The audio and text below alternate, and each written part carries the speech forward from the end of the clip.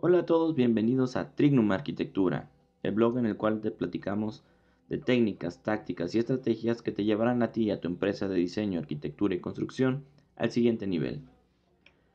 Hoy estoy muy contento, tengo un buen rato pensando en hacer esta serie de videos en los cuales vamos a platicar un poco sobre algunos de los arquitectos más influyentes en la historia de la arquitectura y hacer una especie de crítica de una de sus obras más emblemáticas y de la trascendencia que han tenido en la historia. Y para comenzar, pues no se me ocurrió nadie mejor que empezar a hablar de Le Corbusier y de la Villa Savoye, que para muchos es considerado la obra arquitectónica más importante de la época moderna. Entonces, para comenzar, vamos platicando un poquito sobre el contexto histórico y un poco del autor. El verdadero nombre de Le Corbusier era Charles Edward Jenneret Gris. Él nació en Suiza el 6 de octubre de 1887 y después fue nacionalizado francés, en donde murió en 1965. Eh, Probablemente Le Corbusier es una de las personas que ha manejado su imagen personal de una manera muy notable. O sea, él creó la marca personal en un arquitecto en una época donde nadie lo consideraba como algo importante. Este, pues Le Corbusier era una persona muy característica, siempre utilizaba su mismo tipo de atuendos y sobre todo sus lentes, unos lentes redondos muy característicos de él. De hecho, prácticamente en cualquier lado que ves esos lentes, sabes que son lentes de Le Corbusier. Esto hace que este personaje tenga un efecto de marca, aparte de los grandes logros que hizo. Le Corbusier estaba en todo, estaba en todas las convenciones, en todas las ferias, en todo lo que tenía que ver con arquitectura. Todo el mundo sabía quién era Le Corbusier y lo que proponía y lo que hacía. Entonces Le Corbusier también fue un personaje que se encargó de poner reglas y límites a la arquitectura de una manera que para que fuera un poquito más sustentable, y eso le dio puerta, junto con otras cosas que pasaron en la época, al movimiento moderno. Entonces, Le Corbusier, como ven, podría tener cara de pocos amigos, pero parece que tenía un sentido del humor bastante extraño. Hay fotografías de él desnudo pintando o desnudo tomando el sol en un lago. Y bueno, pero vamos comenzando un poquito desde el principio. Le Corbusier fue un arquitecto, teórico, urbanista, diseñador de interiores, pintor, escultor y escritor. Los padres de Le Corbusier, uno era laqueador de cajas de madera y su madre se dedicó a la música. Por ahí del año 1900 él entró a estudiar en la escuela para aprender a ser grabador y cincelado. Y en la escuela un maestro que él tuvo lo convenció para orientarse a la arquitectura y a la pintura. Y 5 años después, para el año de 1905, él diseñó su primer edificio, que era una vivienda para unos miembros de la misma escuela. En alguna ocasión, él contó la anécdota y dijo más o menos esto. Un maestro estupendo que se interesó en mí se llamaba Le Pletanier. Disculpen por mi francés o sueco, no sé qué idioma sea. Un día me dijo, harás otra cosa, serás arquitecto. Y yo le dije, qué calamidad, odio ese trabajo. Pensaba en las casas que se hacían en mi ciudad, muy feas. Un día en mi escuela había uno que quería construirse una casa, entonces yo le propuse hacérsela. Él me dijo que yo no era arquitecto, a lo que le contesté, no, pero puedo probar que es lo mismo hacer una cosa que hacer otras cosas. Entonces le hice unos planos y quedó asombrado y lo convencí. Me encargó su casa y tuve mis primeros problemas graves con la opinión pública que nunca cesaron. Pude manejar piedras, ladrillos y me interesé en los materiales, en su valor específico, en que construir es emplear materiales, respetar las leyes de la resistencia, invitar medios para vencer la resistencia, y entonces me hice arquitecto, como se debe, para con Dios, quizás no oficialmente. Para esa época, Le Corbusier apenas tenía 18 años. Unos cuantos años después empezó a trabajar en el despacho de Auguste Perret, que sin duda fue un evento muy importante para él, porque este señor es considerado como el padre del concreto armado, que fue uno de los materiales más utilizados en la historia de la arquitectura de Le Corbusier. Y probablemente otro de los momentos claves en el desarrollo de Charles Edward empezó a trabajar en el taller de Peter Verheens. Y es probable, no es comprobado, que durante ese tiempo pudo haber conocido a otros dos de los padres de la arquitectura moderna, el muy famoso Mies van der Rohe y Walter Gropius, el cual Walter Gropius, como saben, fue el fundador de la Bauhaus, y Mies van der Rohe fue uno de los directores y fueron uno de los precursores del movimiento moderno en la época. Probablemente ahí en ese taller surgieron las primeras pláticas y conversaciones para lo que pasó después de eso, que transformó el mundo de la arquitectura. Por el año de 1920, él empezó a editar una revista, y en la revista él se empezó a nombrar como Le Corbusier, por el parecido al apellido de su abuelo materno, que se apellidaba Le Corbusier, y este nombre se le quedaría y fue parte de su marca. En el año de 1922 comenzó una sociedad con su primo Pierre Gernet. Esta sociedad duró hasta 1940, y esta época es en la época en la que se concentra el proyecto que vamos a analizar ahora. En alguna ocasión, Le Corbusier comentó: "Yo no tengo diploma, por eso nunca tuve que olvidar lo que estudié. Esa es la pura verdad. Tampoco fui en absoluto un profesor. Tengo estudios en la Rue des Sabres, y allí tuve más de 200 colaboradores. Trabajamos juntos, pero nunca fui profesor. Soy Corbu, y algunos vienen por eso, y porque saben que no es fácil. Dicen que tengo mal carácter, pero no es cierto. Soy simpático, aunque grite cuando hace falta. Esta fue una colaboración muy fuerte, trabajamos bien, hicimos todo tipo de investigaciones". Hay que tener en cuenta que para esta época se acababa de terminar la Primera Guerra Mundial, un evento muy importante que trascendió, y en el cual Francia formó parte de la Triple Ente y combatió la Triple Alianza. La Triple Alianza era entre Alemania, Austria, Hungría e Italia, y la guerra llegó a muy cerca de París.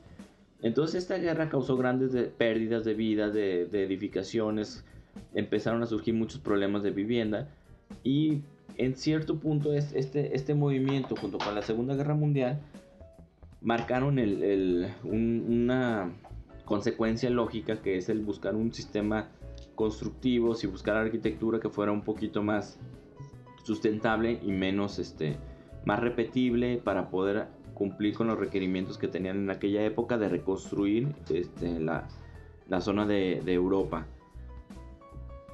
Entonces, poniendo un poco de calificación al contexto de Le Corbusier, pues no existía nada como Le Corbusier en aquella época. Entonces, no manejó un tipo de marca, manejó su despacho, era conocido internacionalmente. Entonces, sin duda, en esta situación le pondríamos un 10 en cuestión de contexto histórico y del autor. Entonces vamos comenzando a platicar del proyecto. La Villa Savoya se encuentra en el número 82 de la Rue de Villers-en-Poissy. Esta es una población que se encuentra aproximadamente a 1 hora de París. Si se fijan, el edificio se encuentra rodeado de áreas verdes. Es una zona como campestre, como casas de campo para las personas de París. Y y hasta la fecha pues, se mantiene un poco de ese ambiente, un poquito de campo. Esta casa es como la prueba de todo lo que Le Corbusier intentaba profesar en sus obras. Es un edificio que está sobre pilotes. La cubierta la utiliza como jardín, tiene plantas libres, fachada libre, o sea que no tiene ningún tipo de ornamentación, que es todo limpio, y tiene ventanas corridas que marcan de cierta manera el paisaje de orilla a orilla de la vivienda. Entonces la casa se encuentra ubicada en el centro del predio. El predio está rodeado completamente de jardín, entonces tú a la hora que entras ves el elemento y te provoca que lo puedas ver desde diferentes ángulos, el elemento completo, sin que nada te estorbe. Entonces te da esa sensación de poderlo rodear y de poderlo abarcar. La planta baja del edificio tiene un estacionamiento de 3 autos, que para 1929 pues era algo que no se utilizaba muy común. Tiene baños de hombres y de mujeres, como de visita para la gente que vaya ahí al jardín. Tiene un área de lavado y tiene un cuarto de servicio con su baño completo para la persona del aseo o para alguna persona que se hospede. Tiene esta área común que en realidad es un espacio de pura transición, que en realidad para lo único que sirve es para enmarcar esta escalera y tener un pequeño espacio de reunión en la planta baja cerca del jardín, pero es un espacio de transición, entonces me hace que este espacio no se aprovecha mucho. Si se fijan, toda la casa está enmarcada con pilotes, está sostenida, está completamente modulada, haciendo que sea una edificación muy sencilla de construir, muy sencilla de soportar y que no tengan muchos problemas estructurales. Aquí está una imagen de la planta baja, en la cual se ve cómo la escalera tiene un protagonismo y una pequeña sala de recepción, y aquí se ve una rampa de escalera, que es esta que está aquí, la cual te sube a la planta del siguiente nivel. La planta alta está claramente identificada por tres espacios: una en la zona de día, otra sería el jardín terraza y otra en la zona de habitaciones o la zona de noche. La zona de día sería esta que estoy enmarcando, en la cual contiene una sala, un comedor, una pequeña oficina, tiene una cocina, una terraza de servicio y los baños y servicios, todo para esa vivienda. En la zona de noche, esta casa solo contiene dos habitaciones, que es para los dueños, que son los señores Saboye, y una recámara para su hijo, porque solo tenían un hijo. Y tiene este otro elemento que es un jardín, el cual queda dentro de la edificación, cubierto por los muros y por las ventanas corridas de las que les platicaba hace un momento. Si se fijan, el patio es como el protagonista del edificio, es el que rodea todo y de cierta manera estás aislándote del exterior por medio de los muros que rodean prácticamente todo el edificio. Y por último, el tercer nivel, que en realidad lo único que contiene es es un jardín ¿qué sería esto de aquí? Un solarium o un jardín. Todo lo demás es parte del edificio, de la planta baja. Aquí se alcanza a ver cómo llegas, subes por la rampa que está en el patio y llegas al solarium, que es lo único importante que hay en el tercer nivel, que también es uno de los puntos que él refería en sus 5 puntos de la arquitectura moderna. En cuestión de la estructura, pues la estructura es la cosa más simple del mundo, es algo muy sencillo, muy fácil de replicar, que es la construcción sobre pilotes. Esto que hace que te separes un poquito del suelo, que tengas solo una cimentación. Si tienes diferentes tipos de suelo, pues nada, te puedes apoyar, y es una estructura súper simple, muy sencilla, muy fácil de construir y muy económica. Entonces es una de las ideas que tenía Le Corbusier para que se pudiera repetir en diferentes partes del mundo y que no tengan problemas, para evitar un poquito para hacer ese cambio de paradigma en la estructura y en la construcción de las viviendas. Probablemente hoy este tipo de edificación es muy común, la edificación muy simple, muy sin ornamentación, sin detalles, ventanas corridas, plantas libres, están muy de moda, pero en aquella época fue probablemente una de las primeras obras de arquitectura en la que se maneja con tal maestría ese tipo de edificación. En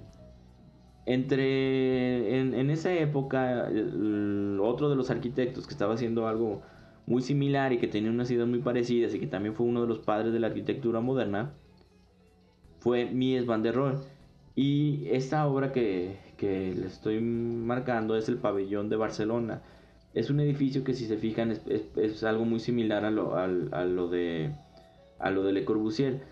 Está sostenida sobre unos pilotes de acero que están sosteniendo una bóveda. Son plantas libres, ventanas abiertas, todo claro, sin ornamentación, sin ningún tipo de detalle que había mucho en aquella época. Y este tipo de detalles son los que hicieron que fueran destacables estos arquitectos.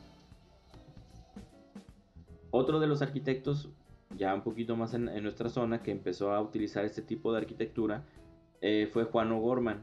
Esta es la casa de San Ángel, la que les estoy mostrando. Los que me están escuchando en el podcast pueden buscar en YouTube el video, que también contiene el mismo criterio. Está sostenido sobre columnas, fachadas libres, abiertas, sin ornamentación, ventanas de orilla a orilla. Se fijan, es muy el estilo de Le Corbusier, que trascendió y que fue marcando puntos, aunque estas casas son más o menos de la misma época de Le Corbusier. La forma es algo en lo cual Le Corbusier no se preocupaba mucho, buscaba que todo fuera con ornatos al mínimo, que no tuviera ningún tipo de elementos decorativos, sino que la forma siguiera la función, que fue uno de los conceptos muy acertados de la época. Entonces, en realidad la forma del edificio no tiene nada en especial, no deja de ser una caja completamente rectangular, con un par de detalles en la azotea que hace que resalte un poquito, pero en realidad no es algo que llame la atención. Más bien se preocupó porque el espacio interior fuera de un acabado más interesante, que los espacios se sintieran diferentes, y como aislarte un poco del espacio exterior con el espacio interior, aunque la verdad es que este edificio es muy bonito por fuera y por dentro, en la manera en que fue acomodado y el tipo de edificación que tienes. En cuestión de acabado, si se fijan, el edificio no tiene ningún acabado extravagante o en particular, o sea, contiene bastante cristal.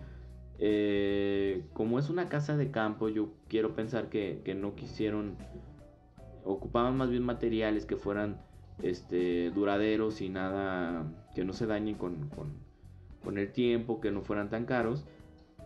Actualmente la casa está decorada con unos muebles LC2 de Le Corbusier, pero no sé en aquella época cómo fue pensado. El patio cuenta con unas placas de concreto en lugar de piso.